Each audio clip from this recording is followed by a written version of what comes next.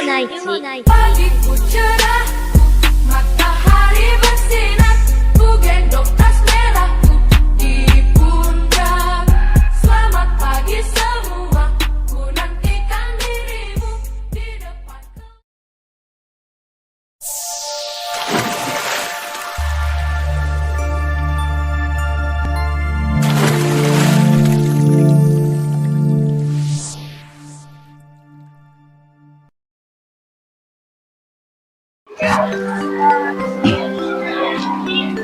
Assalamualaikum warahmatullahi wabarakatuh. Perkenalkan, nama saya Agung Nugraha. Saya CGP Angkatan 10 dari SMP Negeri 16 Kota Serang. Adapun pada hari ini, saya akan melakukan salah satu tugas di modul 3.1, yaitu di demonstrasi konseptual, di mana saya di sini ditugaskan untuk mewawancarai seorang pemimpin. Di sini tentunya Bapak Kepala Sekolah yang ada di SMP Negeri 16. Bagaimana kelanjutannya? Mari kita saksikan selanjutnya.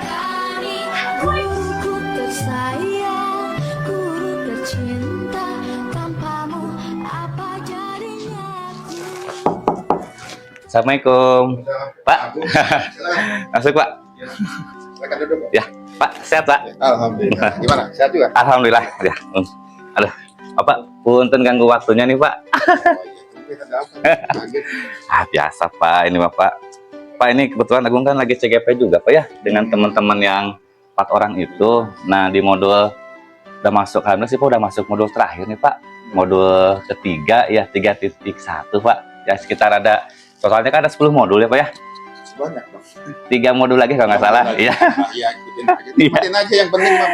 Iya, Bapak. Cuman di modul 3.1 ini, Pak, ada salah satu tugas yang perlu kami lengkapi, Pak ya. Ya perlu melengkapi juga, salah satunya di sini mewawancarai seorang pemimpin, Pak. Kebetulan kan Bapak sebagai kepala sekolah juga di sini ya, Pak ya. Nah, mungkin nanti Agung izin ke Bapak juga untuk menuliskan nama Bapak, identitas Bapak, termasuk sekolah kita ini, Pak, karena nanti tugasnya ini akan diupload gitu, Pak. Mohon izin, Pak ya. Nah, dan sekalian juga, Pak, mohon izin juga jika nanti dalam obrolan kita ada beberapa pertanyaan nih, Pak. Kalau bisa bawa kata-kata jawab, dijawab. Iya, Pak. Pak, seperti yang kita tahu, Pak ya, bahwa dalam lingkungan sekolah itu kan pasti ada yang namanya masalah ya, Pak ya. Nah, pasti ada masalah, dan memang suatu permasalahan itu kan pasti ada solusinya, Pak ya. Nah, di sini kita akan sharing nih, Pak, tentang bagaimana cara Bapak dalam mengambil sebuah keputusan. Karena di dalam modul 3.1 ini aku mendapatkan bahwa dalam mengambil sebuah keputusan itu memang diperlukan nilai-nilai kebajikan, di mana nanti diharapkan tidak ada pihak yang merasa dirugikan. Ya, itu muncul namanya win-win solution ya, Pak ya. Nah, itu, Pak, punten izin ya, Pak ya, nanya Bapak dulu ya. Bapak, selama Bapak jadi kepala sekolah nih, Pak, Bapak pengalaman lumayan lama, Pak ya. Nah, misalkan di sini aja Pak di 16 nih, Pak.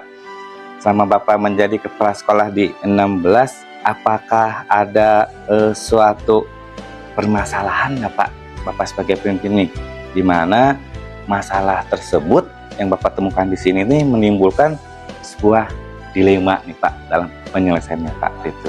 Nah, misalkan jika ada, Pak, ada nggak contoh konkretnya gitu, Pak? Gitu, Pak. Jadi mungkin kan kita batasi dulu ya, Pak Agung ya. Ya. Karena di sekolah ini kan banyak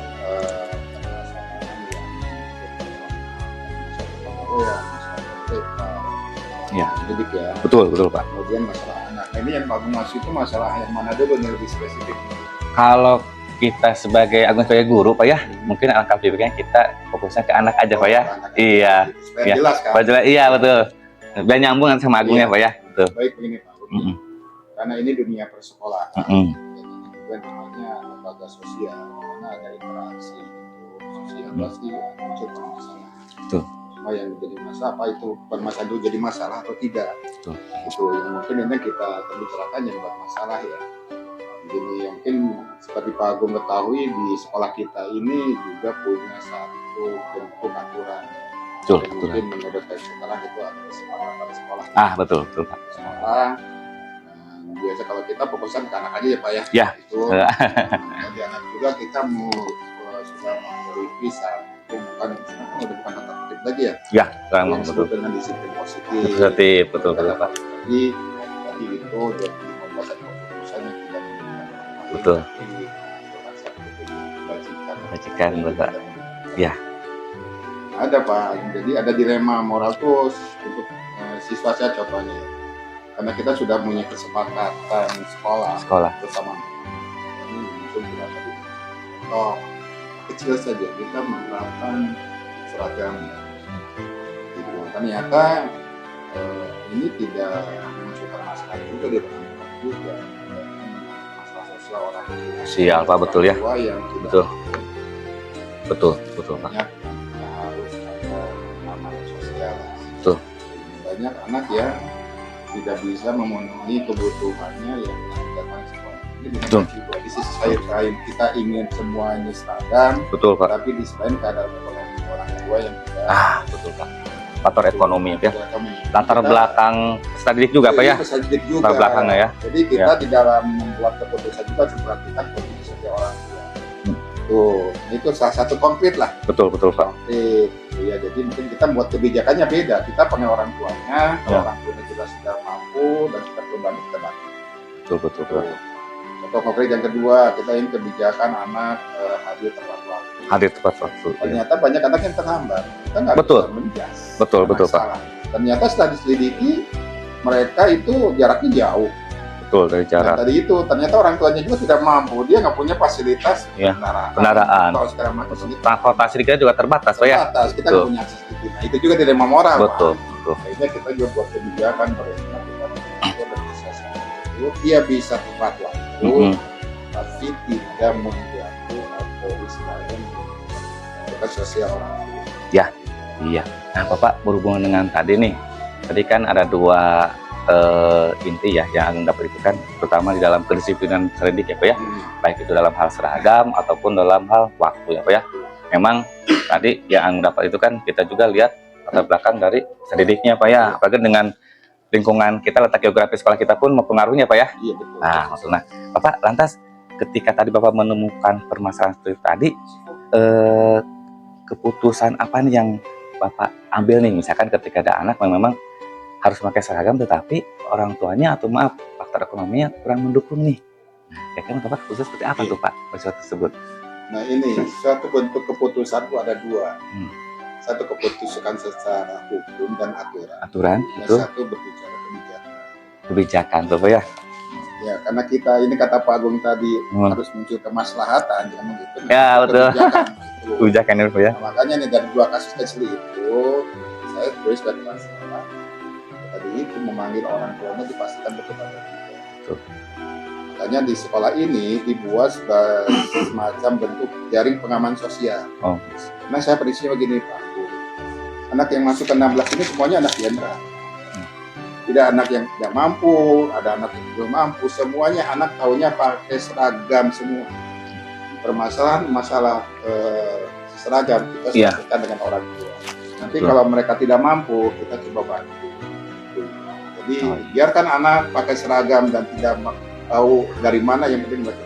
oke. Itu Oh, iya. masalah orang tua. Nah, iya, betul. Nah, Karena kita begitu. tidak bisa memaksakan juga Pak ya. Tidak misalkan kan. Memaksakan, Itu ya. urusan orang tua, sekolah dengan orang tua. Kalau tidak mampu ya kita bantu. Dan kita arahkan ke KIP.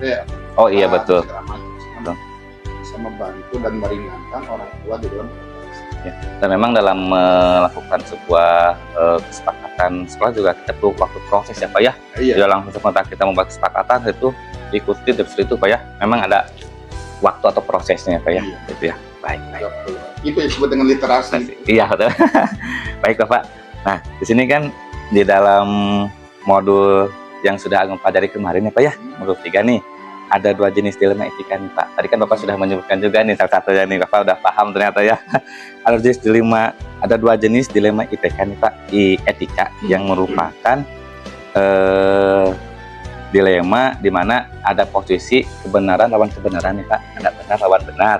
Tapi ada juga nih Pak yang disebut dengan bujukan moral nih Pak, di mana bujukan moral itu merupakan kebenaran lawan kesalahan nih Pak. Kan ada benar dengan benar, ada benar lawan kesalahan nih Pak. Nah, menurut Bapak bagaimana nih Bapak dapat mengidentifikasi kasus yang Bapak hadapi, mana yang termasuk dilema IPK, mana yang termasuk bujukan moral gitu Pak. Kira-kira ada nggak nih Pak? Ya ada gini, Ada kasus-kasusnya. kalau berbicara etika, tadi etika ya. Etika, ya. Etika itu kan cara bergaul, itu Iya. kan kesepakatan tadi. Etika di Kesepakatan tuh ya, sini betul. pakai seragam apa, hari apa. Ya, betul, betul. Tuh kan. Betul. Ya tadi nih, pagi-pagi anak datang ke sini, kita sambut, Ya. terus mengucapkan salam. Betul. Kebenaran. Betul. Misalnya benar. Kalau misalkan yang tadi masalahnya kebenaran dengan Kesalahan? kesalahan Ya. ya tadi itu anak terlambat, Oh iya, betul. iya kan? Iya, betul. Lalu ternyata anaknya udah benar sih datang, Iya, tapi karena posisi tadi jauh dan tidak Jauh, punya betul. itu, dianggapnya salah. betul. Itu. Iya. Dan kadang-kadang juga ada kebenaran dengan kesan begini. Ada kasus anak kita tangani, tapi orang tuanya tidak menerima. Betul. Orang tuanya kan salah kan? Iya, betul, Pak. Salah Betul. karena mungkin karena dia posisi status sosialnya pejabat, tapi kita karena posisi sosialnya Iya. rendah. Betul. Itu, nah itu juga perlu diketahui Iya. sama Pak Asum, penjelasannya berbeda. Betul, Pak. Kalau misalkan etika kebenaran itu sebenarnya kita arahkan kepada posisi etika Lagi ya. Betul.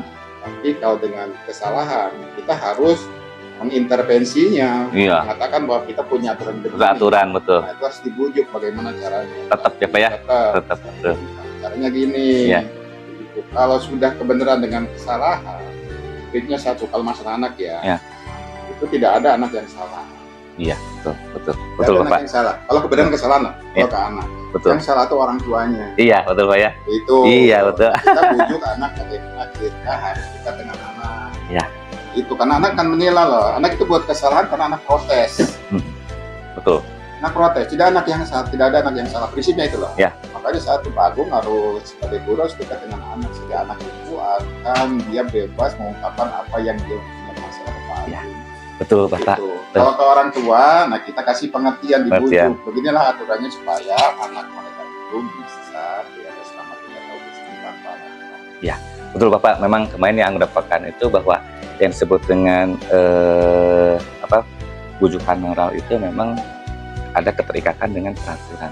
Itu Bapak katakan tadi ya, rencana kesiangan, betul datang itu harus jam 7 misalkan. Tapi ketika anak datangnya jam 7 lewat, berarti kan sudah melanggar peraturan ya, Pak ya. Betul, Salah dan, kan, betul. Emang ada kesalahan di sana, Pak ya. Iya. Betul, Pak. Nah, Bapak, jadi bagaimana nih Bapak dalam menjalankan pengambilan keputusan di sekolah, terutama untuk kasus-kasus di mana pasti ada dua kepentingan yang sama, Pak ya, benar atau sama-sama mengandung nilai kebajikan. Jadi intinya bagaimana nih Bapak dalam mengambil keputusan di sekolah pada khususnya, terutama untuk kasus-kasus di mana ada dua kepentingan yang sama-sama benar atau sama-sama mengandung nilai kebajikan. Itu. Iya. Iya, satu, prinsip harus dipegang. Apapun keputusan yang diambil oleh seorang kepala sekolah, jangan merugikan anak. Iya. Iya. Nah, nilai-nilai kebajikan di sini itu tergantung juga yang saya katakan tadi. Kalau dengan anak, kita sifatnya persuasif. Persuasif, betul, Pak. Itu kalau udah salah. Nah, ini sama-sama kepentingannya kan. Betul. Benar dua-duanya. Nah, kalau misalkan ini berhadapan dengan masalah sosial, ini tergantung kadarnya. Kalau kadarnya masih bisa secara internal, kita internal. Betul. Dan begini orang tuanya dipanggil, berarti dikasihkan pengertian bahwa mereka itu bersalah, harusnya begini. Ya. Makanya kan tadi itu kita di sini menerapkannya disiplin positif. Kan? Tip, ya, iya. Positif itu tidak boleh kita membuat anak menjadi kecewa atau merasa betul. bersalah. Betul, Tapi pasti bersalah. dia dengan kesadaran Dirinya, mengakui kesalahannya. betul. Ini kata Betul. Ini begitu. Ya. Itu kan. Iya, betul, Pak. Jadi ini kan dilema moral, Pak. Betul. Kecuali yang sifatnya sudah berhubungan dengan ranah hukum yang tidak bisa ditangani secara internal. Betul. Misalkan kenakalan sifatnya kriminal atau narkoba. Ya, Itu sudah melibatkan apa? Itu pun terjemahannya pendekatannya humanis. ya, betul luar biasa. Ya, Itu. betul Pak, betul. Ya. Bapak, kemudian nih langkah-langkah atau prosedur seperti apa nih yang biasa Bapak lakukan selama ini ketika menghadapi suatu permasalahan seperti tadi nih? Langkah-langkahnya. Tuh. Jelas. Sekolah itu kan satu lembaga pendidikan ya. Artian punya aturan-aturan sendiri dalam mengurusan Salah, betul. Pendidikan anak di sekolah 16 ini kita biasanya kalau ada permasalahan itu secara bertingkat dulu. Biasanya melalui guru mapel, ya, kemudian wali kelas, bisa betul. baru naik BK. kalau sekolah hanya membuat keputusan. Ya, Prosesnya ada di guru BK karena dialah yang tahu dalam menentukan pendidikan dan pendidikan. Iya, betul Pak ya. Berdasarkan data-data tersebut baru masuk ke tingkat ranah kepala sekolah. Oh iya, betul. Betul, betul, Ya, betul. itu prosedurnya. Ya. Kalau melibatkan orang tua, baru orang tuanya dipanggil. Iya. Oh iya. Jadi memang ada prosedurnya Pak ya, tidak langsung langsung ke Bapak ya. Nggak bisa. Jadi di sini posisi seorang kepala sekolah mungkin hanya mengambil keputusan Pak ya. Itu menjadi season Maker, betul. Baik Bapak. Nah Bapak selanjutnya nih, hal-hal apa saja nih yang selama ini Bapak anggap efektif dalam pengambilan keputusan pada kasus-kasus dilema etika Pak? Ini fokus kita ke anak saja ya. Ya, betul Pak. Jadi tadi coba diulang lagi. Hal-hal apa saja yang selama ini Bapak anggap paling efektif dalam mengambil keputusan? Paling efektif. Iya kayaknya. Satu Pak, karena ini kita kerja ini berhubungan dengan makhluk hidup. Makhluk hidup itu punya satu modal dasar, dia akan tidak akan melakukan sesuatu kalau sudah terpenuhi kebutuhan. Iya betul Pak. Nah, anak itu kebutuhan cuma dua, Pak. Ingin diperhatikan dan dididik. Betul.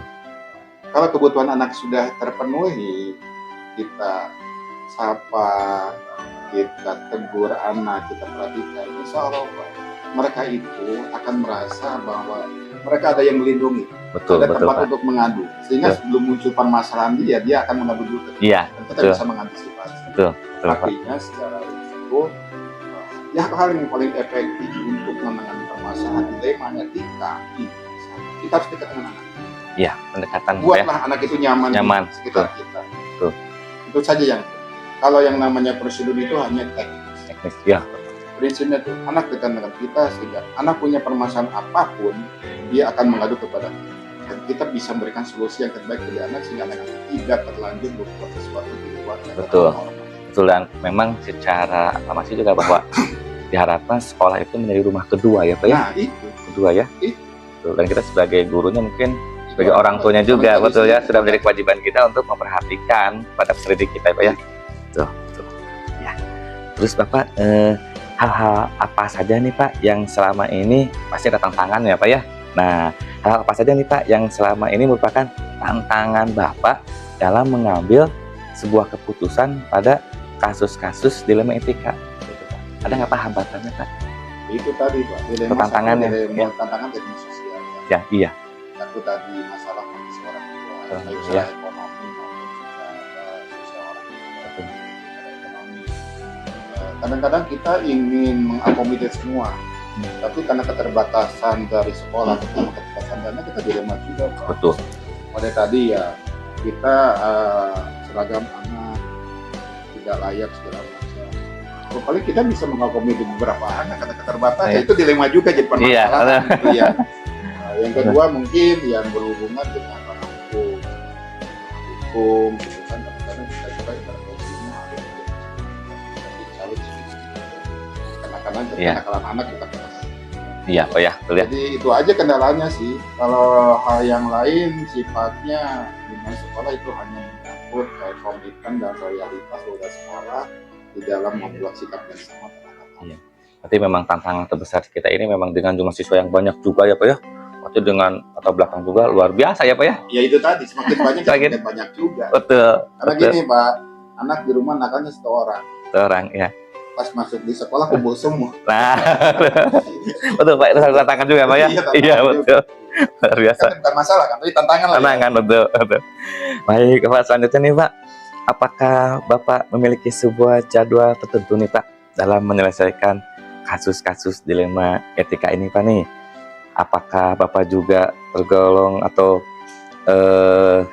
dalam menyelesaikan di tempat atau memiliki sebuah jadwal nggak Pak dalam menyelesaikan suatu kasus dilema etika ini Pak? Ada jadwalnya nggak sih Pak? Baik, jadi begini Pak, dalam menyelesaikan kasus ini satu kita akan berbagai formal ya. Itu ada jadwal dan juga ada hierarki tertentu yang terjadi. Betul. Kalau kapasitas sebagai manajerial itu biasanya diserahkan guru itu mengambilkan anak-anak pas ini kita guru BK. Oh, BK, iya. Dan biasa guru BK itu punya jadwal bimbingan konseling. Iya, betul Pak ya. Iya, makanya Iya. tugas guru BK itu ya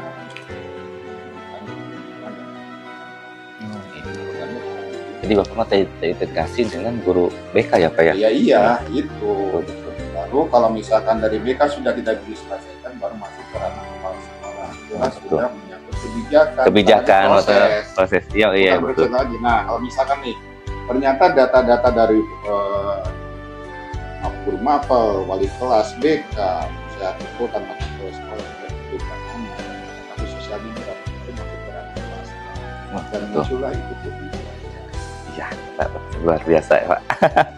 Jadi mungkin yang secara terjadwal mah ada di BK lebih lengkap ya Pak ya? Jadi gini Pak Agung, kalau misalkan permasalahan itu sangat Urgent, betul? dan itu memang situasi. Profesional. Emang harus juga selesaikan Pak ya? Kan pada saat Itu juga. sehingga Oh tidak iya. dapat Oh betul. Memang ada beberapa yang dijadwalkan, ada sifatnya insidental ya Pak ya? insidental, Insidental ya. itu. Baik Bapak. Selanjutnya Pak, apakah ada nggak sih Pak seseorang atau orang lain atau pihak lain Pak yang selama ini dapat membantu Bapak atau mempermudah Bapak dalam mengambil keputusan yang ada permasalahan di sekolah kita ini Pak? Ada nggak sih Pak? Selain Bapak memutuskan nih, mungkin Bapak dengan siapa gitu Pak? Ada nggak sih Pak? Ya sini, saya sebagai decision maker saya bisa buat keputusan sendiri. Semua berdasarkan data dan fakta betul. dari rekan-rekan yang terkait. Betul, betul Pak. Baik dari guru, dari sekolah, dan bekas BK, dan mungkin juga dari masyarakat, Masyarakat ya. dan mungkin juga APH. Ini. Terus setelah data dan faktanya lengkap, kita sudah berkonsultasi dengan berbagai macam itu, baru kita membuat keputusan. Iya. Sehingga kata Pak Agung itu kita membuat keputusan yang diberikan anak dan Betul. yang di apa istilahnya keputusan. Win-win solution Pak ya? Solution. Iya. Jadi memang diperlukan dari berbagai pihak juga ya. Ya Jadi Bapak nggak bisa. Bapak tidak mengambil keputusan sendiri ya. Apalagi di sini kan ada guru BK, ada wali kelas, ada kesiswaan ya Pak ya. Iya, Kesiswaan ya. Itu melibatkan semua stakeholder dari sekolah juga Pak ya. Sekolah. Iya baik. Mungkin Bapak terakhir nih Bapak, bener nih.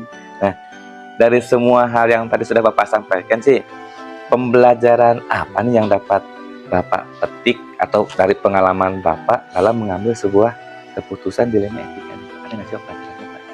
Iya, begini jadi satu ya.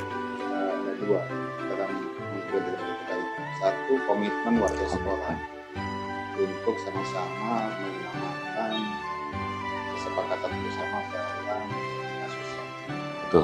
terutama kata-kata yang seperti positif. Ya. Karena gini Pak, yang kita menyamakan kalau kita sebagai orang tua juga tidak memberikan contoh. Oh iya, betul Pak ya. Ya, Betul. berikanlah contoh kepada anak kalau anak datangnya pagi kita dapat dan mereka sudah mengerti. Dan yang kedua prinsipnya itu kita harus kepada anak.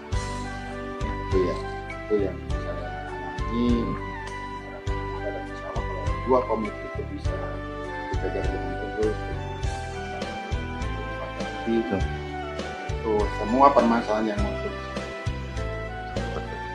Satu, kalau mengikut anak, apapun keputusan. Betul Pak, betul.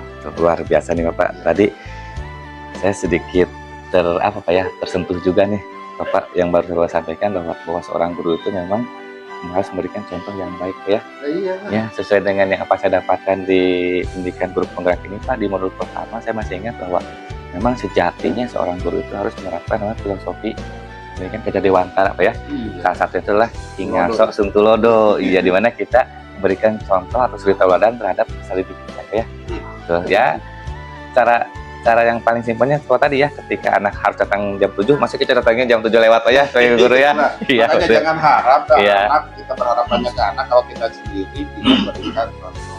Baik, tapi Bapak luar biasa nih Bapak, dari pengalaman Bapak dalam mengambil sebuah keputusan. Mudah-mudahan apa yang Bapak sampaikan tadi menjadi sebuah ilmu juga nih Pak buat Agung Bantu ya. Mudah-mudahan nanti juga bisa Agung terapkan juga dalam lingkungan sekitar, khususnya di SMP 16 Kota Serang juga. Oke Bapak, atur nuhun pisan, punten sudah mengganggu waktu Bapak nih. Maaf, kebetulan ada. Ya, Bapak Agung izin ada kelas lagi Pak. Oh, iya, Ya, Bapak nuhun pisan Bapak. Iya, jangan. Ya.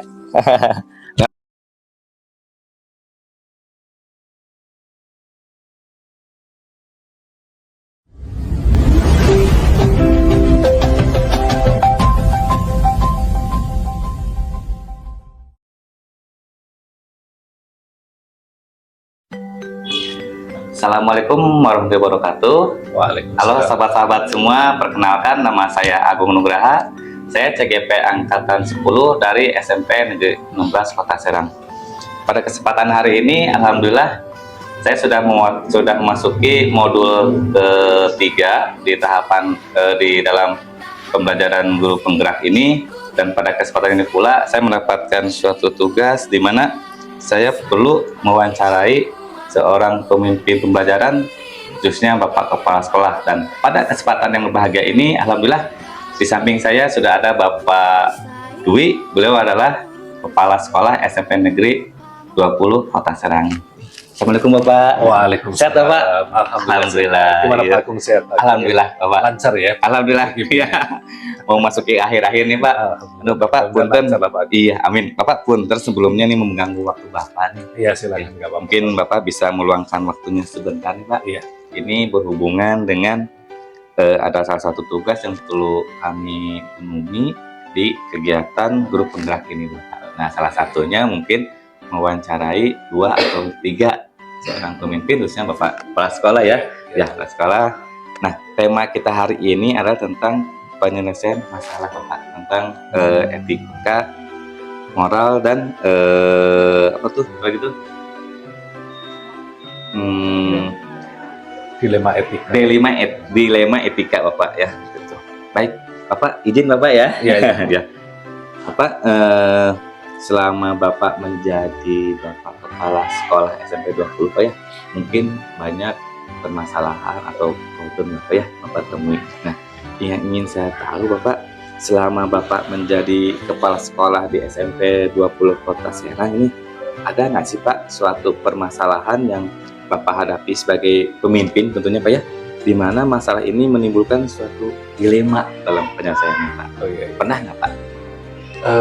Kalau dilema ya, berarti kan dilema itu ada dilema etika sama dilema Etika moral. Etika moral. Ya. Kalau etika moral udah pasti banyak juga sebenarnya ya. Tapi kalau etika moral kan gampang lah untuk menyelesaikannya. Antara benar salah kan lebih mudah kan gitu. Betul. Karena kalau benar salah kita pasti ngambilnya yang benar kan gitu. Iya. Karena yang namanya bekerja itu kan yang utama, apalagi kita kerja di dalam instansi pemerintah ya. Itu yang utama nomor 1 adalah payung hukum. Payung hukum itu peraturannya Pak ya. Ya, peraturannya apa gitu. Jadi kalau kita kerja harus ada payung hukum gitu. Karena kalau sebagai pimpinan itu kan memang ada resiko-resiko hukum yang harus kita lalui lah gitu ya. Makanya yang utama adalah payung hukumnya ada enggak. Kalau payung hukumnya enggak ada dan kemudian kita disuruh, kalau payung hukumnya jelas ada dan kita suruh melanggar ya kita pasti nggak berani lah gitu ya. Karena memang payung hukum itu nomor 1 dalam proses bekerja dalam sebuah instansi pemerintah kan itu pastinya gitu. Karena apapun yang kita lakukan kan pasti terkait dengan konsekuensi hukum pasti ada gitu kan. Itu kalau terkait dengan bujukan moral. Ya. Nah yang agak repot kalau itu terkait dengan dilema etika. Ya. Kalau dilema etika kan memang kita kerja ya sama-sama benar-benar gitu ya. Betul. Kita berhadapan dengan sesuatu yang sama-sama benar tapi mereka bertentangan secara etis ya, secara etika gitu. Karena di dalam proses itu memang harus betul lebih kehati-hatian. Betul. Contoh yang belum lama lah misalkan aja ya yang saya hadapi kemarin ada seorang guru kita, ibu-ibu gitu ya. Nah beliau punya orang tua yang sakit, bapaknya sakit gitu ya. Bapaknya sakit, stroke dan sudah tua juga, nggak bisa kemana-mana. Selama ini yang merawat ibunya gitu ya. Nah cuman kemarin alhamdulillah ibunya itu terpanggil untuk pergi haji kan, pergi haji, sehingga selama pergi haji itu bapaknya mungkin tidak ada yang merawat terutama pagi hari. Iya. Akhirnya kemudian beliau menghadap ke saya, kemudian minta izin gitu kalau pagi mungkin tidak bisa datang seperti waktu-waktu biasanya betul. Kan kita sebagai ASN kan harus jam 7 harus sudah masuk ya, udah datang. Ya. Tapi beliau minta izin mungkin agak terlambat karena memang harus ngurusin orang tuanya. Ini kan sesuatu hal yang sama-sama benar ya. Iya, satu sisi dia harus mengajar sebagai kewajiban dia, tapi resiko dia sebagai ASN dia memang harus datang pagi. Tapi satu sisi dia juga harus menjadi seorang anak yang berbakti pada orang tua juga kan. Nah, sebagai pimpinan kita memang agak repot untuk menyelesaikan masalah-masalah yang terkait dengan itu. Nah, Bapak terus dari tadi ya, yang seorang ibu yang memang dihadapkan 2 kewajiban yang harus dihadapi ya Pak ya. Nah, ketika tadi apa masalah seperti tadi Pak, keputusan apa yang Bapak ambil Pak? Ya. Bapak boleh saya tahu? Intinya keputusan yang saya ambil itu gimana caranya itu tidak merugikan pada peserta didik lah, pada murid. Intinya kita kerja di sekolah ini kan memang melayani murid, pelayanan terhadap murid itu yang berusaha. Nah, kalau kasus yang tadi saya hadapi, akhirnya memang kita berdiskusi dengan beberapa wakasek, kemudian saya juga akhirnya mengambil keputusan ya kita melibatkan, karena di sini ada guru-guru yang piket gitu kan. Nah, kita minta pengertian dari guru-guru yang piket itu untuk bisa membantu menyelesaikan masalah ini. Jadi ketika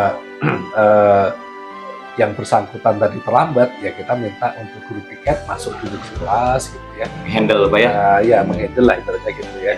Nah, mengkondisikan di awal pembelajaran, tentunya kita juga koordinasi dengan yang bersangkutan nih paginya suruh ngapain dulu. Oh iya. Sambil menunggu beliau datang. Ada semacam tugas struktur ya Pak ya? Ya, tugas struktur ya. Apakah anak suruh ngapain dulu dan gitu ya. Tetap ditunggu sama guru-guru yang piket pada ya. Iya, alhamdulillah ya. Nah, Bapak tadi yang Bapak sampaikan memang sudah sesuai dengan saya pelajari Pak ya, bahwa dalam modul yang kemarin saya pelajari itu ada 2 jenis dilema etika Bapak, yang merupakan ada yang kebenaran lawan kebenaran Pak ya, disebut dengan dilema etika yang Bapak sampaikan, dan juga ada bujukan moral, di mana bujukan moral ini kan merupakan suatu kebenaran melawan kesalahan ya. Nah Bapak, dari kedua tadi Pak, menurut Bapak bagaimana cara Bapak mengidentifikasi kasus-kasus yang Bapak hadapi? Maksudnya mana yang termasuk dilema etika, mana yang etika atau bujukan moralnya? Ya kalau bujukan moral sudah kelihatan jelas sebenarnya Pak ya. Kalau bujukan moral itu kan kita lagi-lagi kita harus memahami payung hukum. Payung hukumnya ya, dasar hukumnya Pak ya. Gitu. Karena kita bekerja di dalam suatu instansi pemerintah, ini kan tidak bisa dengan asumsi-asumsi kita sendiri gitu. Betul. Kita semuanya terikat dengan payung-payung hukum yang ada di atas kita, entah itu Undang-Undang Dasar, PP, atau mungkin sampai Permendikbud, sampai mungkin Perwal ibaratnya kan gitu ya.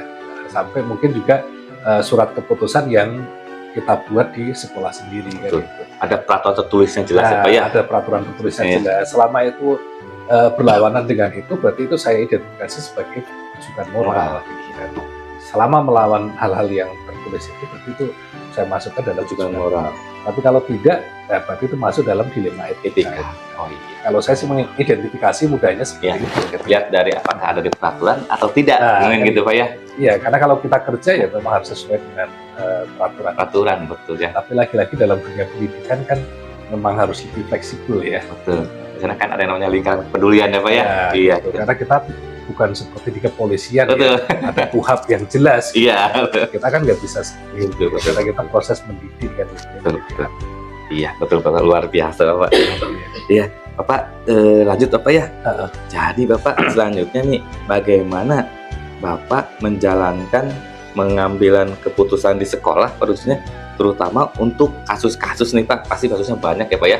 Tapi ini bagaimana nih cara Bapak menjalankan pengambilan keputusan di sekolah, terutama untuk kasus-kasus di mana ada 2 kepentingan yang sama benar atau sama-sama mengandung nilai kebajikan. Jadi ada 2 tuh Pak ya. Gimana Bapak nih? Karena sama-sama benar, sebenarnya apapun keputusan yang kita ambil sebenarnya juga akhirnya benar juga. Benar ya. Memang kita tetap harus mengidentifikasi resikonya. Iya betul. Nah, kita akan mencoba mengidentifikasi tentang dengan mengambil masukan dari rekan-rekan sejawat juga ya, terutama para wakasek kan gitu. Karena memang para wakasek ini yang saya anggap sebagai pionir-pionir di sekolah yang memiliki integritas, kemudian kepedulian terhadap sekolah juga tinggi, mereka para wakasek gitu ya. Jadi pasti minta pendapat dari mereka lah. Gitu. Nah, kemudian kita petakan untung ruginya ketika kita memilih keputusan yang tepat. Sebisa mungkin resiko yang kita ambil itu resiko-resiko yang tidak merugikan siswa. Lagi-lagi pelayanan terhadap siswa itu yang harus menjadi nomor 1. Ya. Baik lagi ke sana Pak ya.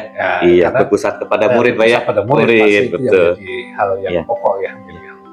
Ya betul Pak. Memang betul Bapak. Jadi setiap keputusan yang kita ambil pasti di sana ada risiko-risikonya Pak ya. Terlepas itu risikonya apakah besar pengaruhnya ataupun kecil. Mungkin di sana nanti kita cari pengaruhnya itu tidak merugikan pada peserta didik. Iya, siap-siap. Baik Bapak. Nah Bapak selanjutnya nih, langkah-langkah atau prosedur seperti apa nih yang biasa Bapak lakukan selama ini untuk yang Dalam tadi? dilema etika itu ya. Iya, Nah, kalau selama ini ya pertama pasti identifikasi. identifikasi dulu ya. Identifikasi ini dilema etika ini antara apa dengan apa nih Apa, kan gitu iya. kan. Dilemanya apa dengan apa. Terus kemudian yang kedua pastinya kita ngajak ngobrol orang yang bersangkutan dulu lah. Kita Konfirmasi jadi apa ya? konfirmasi gitu kan, kebenaran dari informasi yang Informasi, kita terima kan gitu kan. Jadi kita konfirmasi dengan yang bersangkutan. Ya. Mungkin keputusan belum bisa kita ambil ya kita bisa aja minta pendapat dari Betul. rekan sejawat terutama Pak Kasek gitu kan.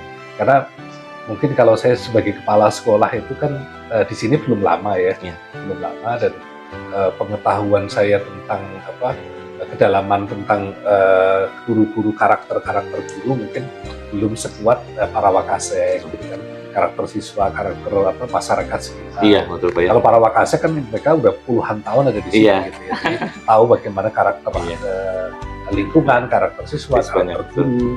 Betul. Jadi kita pasti minta pendapat dari mereka. Ya. Kalau misalkan ada kasus seperti ini, enaknya seperti apa? Gitu kan. Nah, laki-laki pasti ada 2 atau 3 kesimpulan yang bisa kita ambil. Nah, kita cari kesimpulan yang resikonya laki-laki tidak. Kembali lagi ke sana Pak ya. Iya. Tidak merugikan pada peserta didik lah. Betul luar biasa. Iya. Baik Bapak, selanjutnya hal-hal apa saja nih Pak yang selama ini Bapak anggap paling efektif dalam pengambilan keputusan pada kasus-kasus dilema etika ini Pak? Iya, yang paling efektif Paling sebenarnya efektif, betul. Pendekatan secara Pendekatan emosional emosional. sebenarnya gitu ya. Karena memang ini dua-duanya sebenarnya sama-sama benar gitu kan. Ibaratnya ya kita misalkan aja kalau kemudian kita ngambil keputusan pribadi hanya saya yang memutuskan, takutnya yang bersangkutan merasa wah ini kepala sekolah otoriter sekali dalam Iya. pengambilan keputusan. Betul, Pak, ya. Kan kayak gitu. Jadi intinya sebenarnya pendekatan secara sosial emosional ya yang Emosional, untuk kita kedepankan. Kita ngambil keputusan, tapi yang bersangkutan merasa tidak dirugikan. Betul. Kan? Betul. Ya, tapi memang lagi-lagi keputusan yang kita ambil harus berpihak pada peserta didik ya. Iya. Tapi di satu sisi kita gimana caranya ketika keputusan yang kita ambil itu mungkin tidak berkenan bagi yang bersangkutan ya, yang bersangkutan tidak merasa tidak merasa terzolimi, tidak merasa bahwa itu keputusan yang otoriter dari Betul. kepala sekolah. Dan sepihak, betul Pak ya. Jadi dia sendiri bisa memahami dan mengerti gitu. Iya, Gitu. Jadi Betul Bapak. pendekatan secara sosial emosional itu lebih dikedepankan aja sih sebenarnya ya. Betul Bapak. Betul, memang kalau kita melakukan pendekatan sosial emosional memang nanti mudah-mudahan harapannya kan ketemu solusi win-win solution nih Pak ya. Ya, win-win Dimana solution. dimana tidak ada Satu win lose kan. ya tidak ada win tapi sama-sama menang gitu dalam artian tidak ada pihak yang merugikan gitu ya. Luar biasa Bapak nih. Bapak benar selanjutnya Pak ya. Bapak, hal-hal apa saja nih yang selama ini merupakan tantangan buat Bapak dalam pengambilan suatu keputusan nih, khususnya pada kasus-kasus yang dilema etika. Pasti tantangan ya Pak ya. Ya, sebenarnya tantangan terberat itu kan masalah tadi Pak, sebenarnya sosial emosional. Emosional itu ya. Kita mengontrol emosi diri kita sendiri. Terkadang saya sendiri ketika melihat wah ini guru kok nggak begini, mungkin kita terbawa emosi kita sendiri. Iya, betul. Gitu kan. Pengennya langsung Bertindak ya. Nah, jadi kontrol emosi kita gitu kan. Jadi itu yang agak berat ya. Agak berat, gitu. ya. Jadi bagaimana caranya kita mengontrol emosional, kemudian sosial emosional itu bisa mengendalikan pengendalian diri kita sendiri. Betul. Gitu kan. Nah kemudian setelah itu baru kita bagaimana caranya berkomunikasi dengan yang bersangkutan. Gitu. Itu tantangan-tantangan terberatnya sih. Jadi dalam dilema etika ini memang tantangan terberatnya adalah bagaimana caranya kita memiliki kecerdasan secara sosial emosional. Iya. Sebenarnya ya. Iya, Betul, harus Pak, ya. dilatih terus Iya. ya. Karena yang dipakai itu kalau dilema etika mah lebih ke perasaan Pak ya. Ya, perasaan, Perasaan ya. perasaan tapi kan juga harus dengan akal kita ya. Betul. Rasionalitas. Rasionalitas betul Pak. Harus kita jaga. Luar biasa Bapak ini. Bapak selanjutnya Bapak Bunten. Bapak apakah Bapak memiliki sebuah jadwal tertentu nih Pak dalam memberikan kasus dilema etika ini Pak?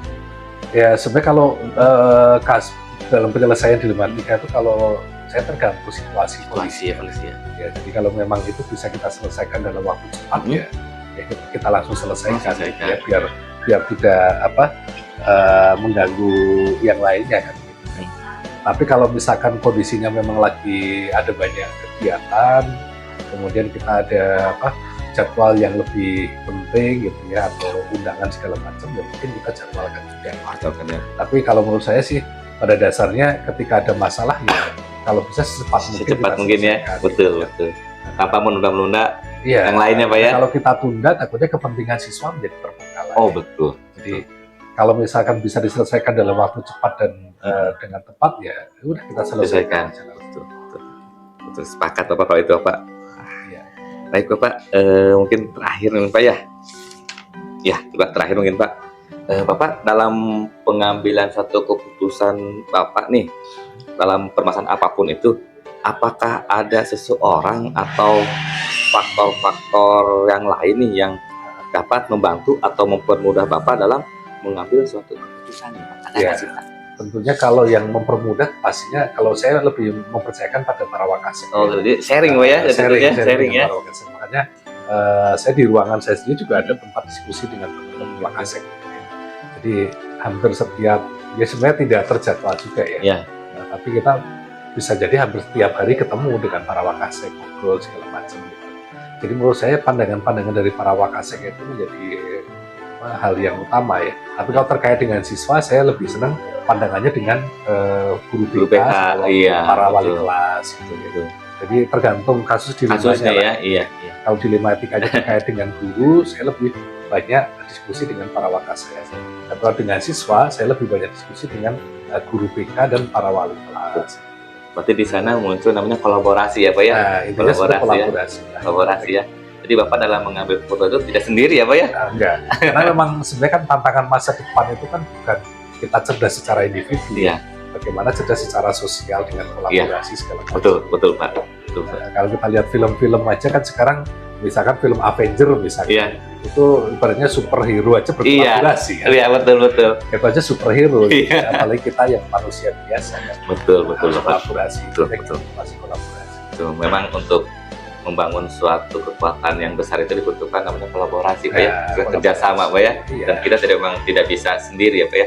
Apalagi kita sebagai makhluk sosial pada padatnya ya. Baik Bapak, terakhir mungkin Bapak nih. Dari semua hal yang telah tadi Bapak sampaikan, pembelajaran apa yang dapat Bapak petik nih Pak dari pengalaman Bapak dalam mengambil suatu keputusan khususnya di dilema etika ini Pak? Ada nggak sih Pak? Sama Bapak jadi prasekolah nih. Pembelajaran saya sendiri ya, lebih pada bagaimana kita meningkatkan kecerdasan secara sosial emosional. Ya. Karena dalam dilema etika ini karena memang sama-sama benar ya, sama-sama benar, memang lebih banyak bagaimana kita melakukan pendekatan dengan orang lain, bagaimana kita mengambil kata-kata atau ambil diksinya yang benar, yang tidak menyinggung, intonasi yang harus bagus. Jadi bagaimana berkomunikasi dengan orang. Jadi lebih banyak pada pembelajaran yang saya ambil adalah bagaimana kita meningkatkan kemampuan dalam sosial emosional itu yang harus kita ini kan, bagaimana berkolaborasi dengan rekan sejawat, bagaimana menyampaikan komunikasi gitu ya. Itu yang paling penting sih sebenarnya. Jadi peningkatan sosial emosional lah gitu. Kemampuan sosial emosional. Wah, luar biasa nih Bapak, berdasarkan dari Bapak nih. Kalau boleh saya memetik dari obrolan kita tadi Pak ya, memang betul bahwa dalam suatu kepemimpinan, suatu organisasi pasti saya muncul satu permasalahan ya. Ya pasti. Cuman di sini mungkin tugas kita, apalagi mungkin Bapak sebagai pemimpin ya, mudah-mudahan nanti saya mengikuti Bapak lah di seorang pemimpin, atau misalnya minimal di pemimpin pembelajaran ya Pak ya. Ketika saya di kelas, ketika ada suatu permasalahan, kita perlu melihat dulu mana yang termasuk dilema etika, mana termasuk bujukan moral. Ya. Selama itu ada peraturannya, berarti kan masuk ke bujukan moral ya Pak ya. Tapi selama itu katakanlah di luar koridor peraturan, berarti itu bisa kita analogikan sebagai atau termasuk dalam dilema etika. Luar biasa Bapak pada hari ini. Terima kasih Bapak, punten sekali lagi sudah mengganggu waktunya. Mudah-mudahan apa yang sudah tadi Bapak sampaikan khususnya ada manfaat buat saya Bapak, buat bekal nanti saya ke depannya. Luar biasa Bapak pengalamannya juga, sehingga membuat kemarin saya mendapatkan suatu teorinya Pak ya, tapi dalam lapangannya ini lapangannya sungguh luar biasa Pak. Itu menjadi pengalaman yang sangat berharga buat saya Bapak. Dan mohon izin juga nanti karena tugas ini juga nanti saya akan coba di-upload Bapak. Saya izin ke Bapak untuk menuliskan nama Bapak beserta sekolah Bapak, mungkin mohon izin. Iya, Ya. silahkan aja lah. Ya, selama itu memang untuk kebaikan bersama. Iya. Ya semoga sukses selalu dalam Amin. proses pendidikan guru kiranya gitu ya. Depan Iya. biar menjadi pemimpin pembelajaran lah. Menggantikan yang tua-tua Pak. Regenerasi Pak. Amin amin. Pak. Bapak sekali lagi terima kasih banyak Bapak atas Sama-sama. waktunya. Punten Iya. dengan waktunya. Monggo. Iya. Iya. Baik teman-teman, mungkin itu ya hasil wawancara saya dengan sebenarnya ini idola saya ketika di MGMP Pak ya. Beliau berhasil ikutan guru penggerak juga angkatan 6. dan sekarang beliau menjadi seorang kepala sekolah dan role model saya adalah beliau sebenarnya. Maka saya memberikan diri untuk minta izin wawancarai beliau. Mungkin kita bisa ambil hikmahnya dari kegiatan ini, mudah-mudahan kita mendapatkan banyak manfaatnya Pak ya. Amin. Jika kita bisa mengaplikasikannya dalam kehidupan kita, bagi kita sebagai seorang pemimpin pembelajaran ya. Terima kasih atas segala perhatiannya, mohon maaf jika ada kesalahan. Assalamualaikum warahmatullahi wabarakatuh. Waalaikumsalam warahmatullahi wabarakatuh. Pagiku cerah, matahari bersinar, ku gendong